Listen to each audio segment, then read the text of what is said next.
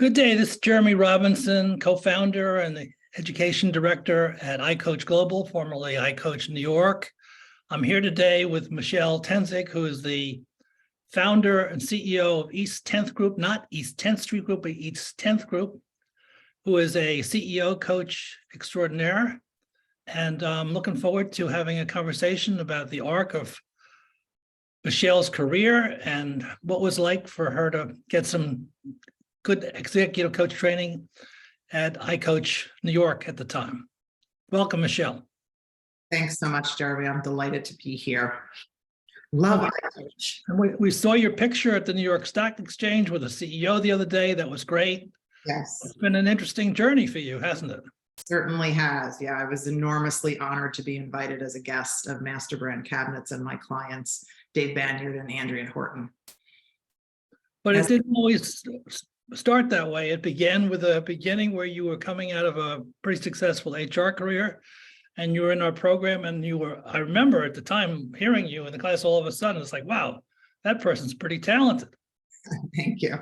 Thank you. Yeah, no, you're right. Because I graduated in 2009 and I had won a CEO engagement actually before I joined the program and was supervised by one of our founders of iCoach, Bob Lee, and realized that I needed a much fuller understanding of the coaching world and how to truly be a certified executive coach if I was going to continue down that path along with the HR consulting practice my firm had already started.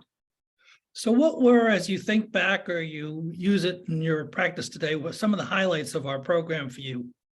Yeah, I would say two things, very much so. One was the limited size of the class was very instrumental because we also had 5 professors. And I believe we were coming out of the financial crisis. So we had even a smaller class than I think the 15 number. We had 9 or 10. So the ratio of professor to student was just amazing, right? And the diversity of the professors' backgrounds and how you coach and what you coach was very dynamic in the room. But the second thing I would emphasize is the personal model. When we got to the end of the program, one of the requirements for graduation was to write our personal model of coaching. And it really forced me to really reflect about who I was as a person, inputs from when I grew up, when I was a young woman, what motivated me, what my value system was. And then how do I bring that into who I'm going to be as a coach?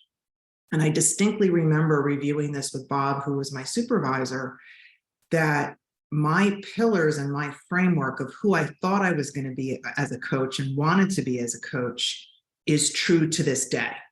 That framework absolutely was the foundation for me to understand what kind of coaching did I want to do, who are the better clients for me to work with, and the depth of my ability to take on very, as you know, Jeremy, challenging cases and really trickier cases. And that's where I thrive. And I love doing that kind of coaching work. And it sounds like you continue to use either thinking very consciously about it or not so consciously, that framework to inform your practice going forward.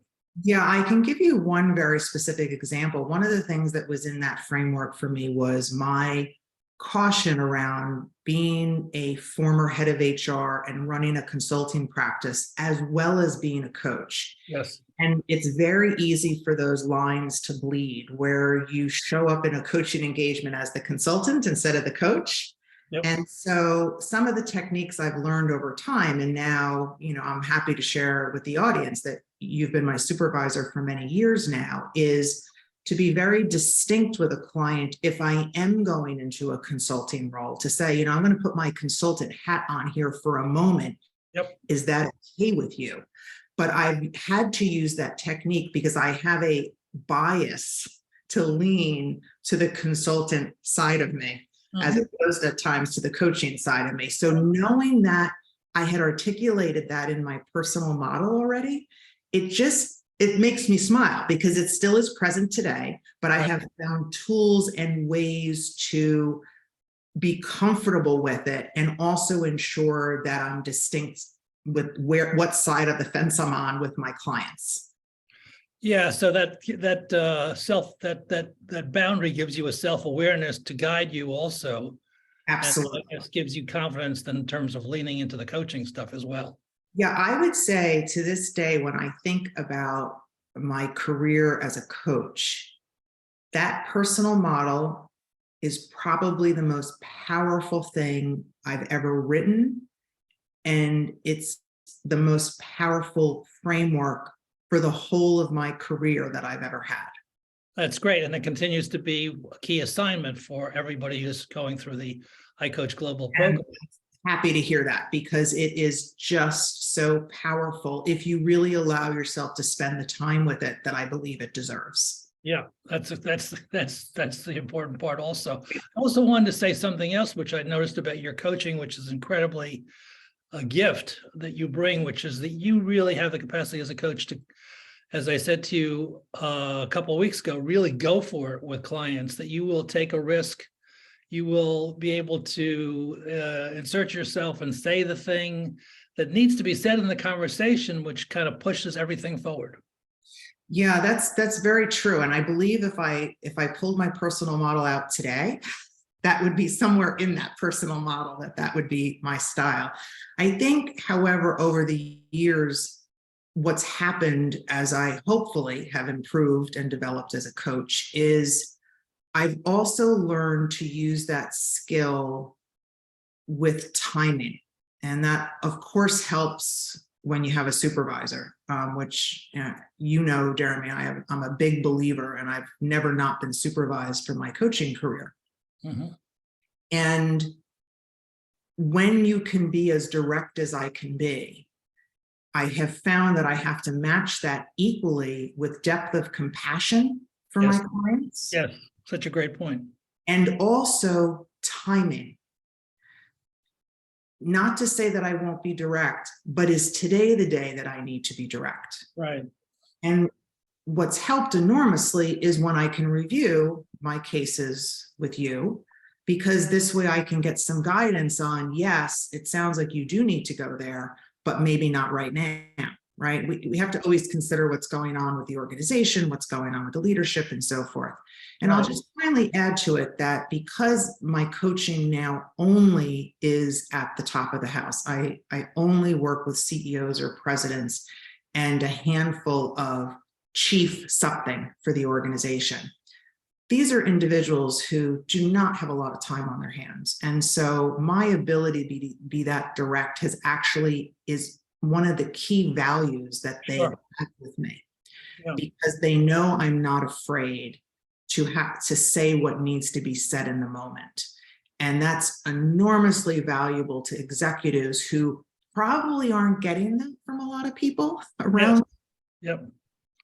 Yeah. It's definitely a gift you bring. I mean, and I also like the way you phrase it. Like, is this the day? Is this the moment?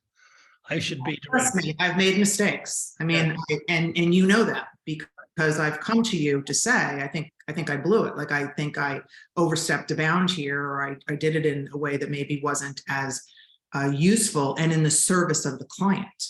So I've had to look at that sometimes and to see, what's going on with me. Why did I feel compelled at that moment, and so forth, and be able to break it down and then look at it and then pivot and go forward, of course, with the engagement, but be mindful of perhaps a misstep if it's been made. Well, I think this is another way you're a power of example, that you are ever mindful of paying attention to successes and failures, mistakes made as learning opportunities, and that kind of self-awareness, that really being able to tell on yourself in the moment, is invaluable in terms of your learning. I wish more coaches had that, but it's great that we have you as a power of example.